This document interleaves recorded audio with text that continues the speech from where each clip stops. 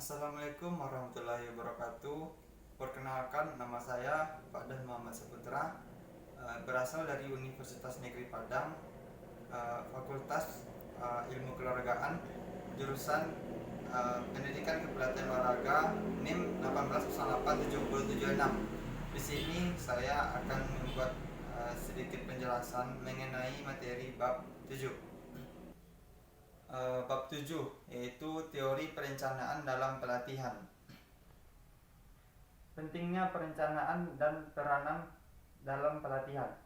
Proses perencanaan dalam pelatihan mewakili terorganisir dengan baik, metodis dan ilmiah prosedur spesifik yang membantu atlet untuk mencapai pelatihan dan kinerja tingkat tinggi. Yang kedua, persyaratan umum dalam perencanaan.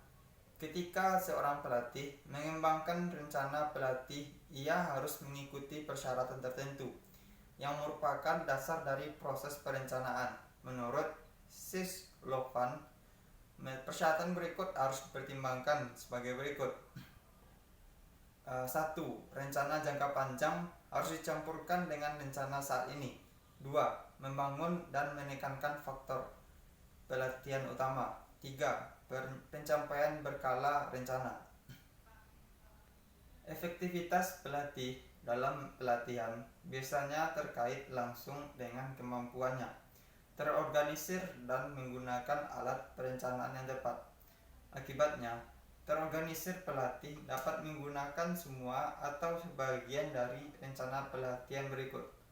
Rencana pelajaran pelatihan, mikrosiklus, siklus makro, rencana tahunan, dan rencana 4 tahunan. Lebih lama rencana 8-16 tahun. Sering digunakan di Eropa Timur, terutama untuk anak-anak yang dipilih untuk kinerja tinggi. Pelajaran pelatihan. Dari sudut pandang metodis, pelajaran pelatihan adalah alat utama yang digunakan untuk mengatur pelatihan. Di dalamnya, pelatih berbagi pengetahuan dengan atlet yang tugasnya adalah untuk mengembangkan satu atau lebih faktor pelatihan yang diberikan oleh pelatih. Dalam metodologi pelatihan, ada klasifikasi pelajaran pelatihan berdasarkan tugas dan bentuk pelajaran yang akan diberikan oleh seorang pelatih kepada atletnya. Struktur pelajaran pelatihan. Yang pertama, persiapan atau pemanasan. Yang kedua, bagian utama latihan, dan ketiga, kesimpulan. Demikian pula pelajaran 4 bagian terdiri dari pengantar, persiapan, bagian utama, dan kesimpulan. Yang pertama yaitu pendahuluan. Semua pelajaran pelatihan harus dimulai dengan pertemuan para atlet dan para pelatihan, pengambilan kehadiran terutama untuk olahraga tim, dan penjelasan tentang tujuan yang direncanakan oleh pelatihan. Yang kedua, persiapan atau pemanasan, yang merupakan istilah yang paling umum digunakan untuk bagian pelatihan ini pelajaran. Sebenarnya persiapan fisiologis dan psikologis dan fisiologis untuk tugas-tugas pelatihan datang. Yang ketiga, bagian utama pelajaran. Tujuan dari pelajaran pelatihan dipenuhi selama bagian utama atau ketiga. Setelah pemanasan yang memadai, seorang atlet mencoba mempelajari keterampilan dan teknik taktis. New First, mengembangkan kemampuan biomotorik dan meningkatkan kualitas psikologis. Yang keempat, kesimpulannya, mengikuti pekerjaan berat yang dilakukan di bagian utama pelajaran pelatihan ini terbaik untuk secara progresif mengurangi beban kerja pada akhir pelajaran, sehingga mendekati keadaan istirahat biologis dan psikologis normal awal atlet. Durasi untuk setiap bagian pelajaran. Durasi pelajaran pelatihan rata-rata adalah 2 jam atau 120 menit, yang mana dalam hal ini kes tertentu akan digunakan sebagai titik referensi untuk durasi bagian-bagiannya. Itu pembagian pembelajaran di bagian-bagiannya serta durasi untuk setiap bagian secara terpisah, tergantung pada banyak faktor. Di antaranya adalah usia, jenis kelamin, tingkat kinerja, pengalaman, jenis dan karakteristik olahraga, dan fase pelatihan.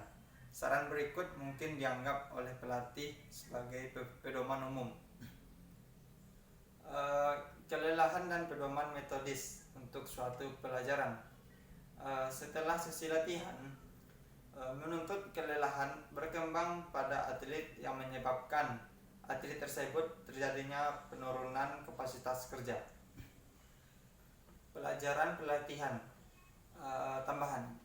Ketika setiap atlet berusaha untuk memaksimalkan tujuan luangnya untuk tujuan pelatihan tertentu, pelajaran pelatihan tambahan merupakan salah satu cara paling efektif untuk mengangkat volume pelatihan atlet dan demikian meningkatkan tingkat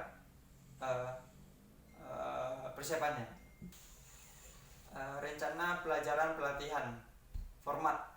Rencana pelajaran pelatihan harus sederhana dan fungsional. Maksudnya di sini bahwa rencana tersebut harus menjadi alat penting bagi pelatih dalam upaya pelatihannya untuk sesuatu yang akan dicapai oleh atletnya. Seperti yang dapat dilihat, pelatih harus memberikan sebuah saran untuk seorang atlet supaya atlet tersebut mencapai sesuatu yang dia inginkan dan mengeluarkan kinerjanya dengan secara maksimal. Sekian sedikit penjelasan mengenai bab 7. Menurut saya, apabila ada kekurangan, kesalahan, saya mohon maaf. Assalamualaikum warahmatullahi wabarakatuh.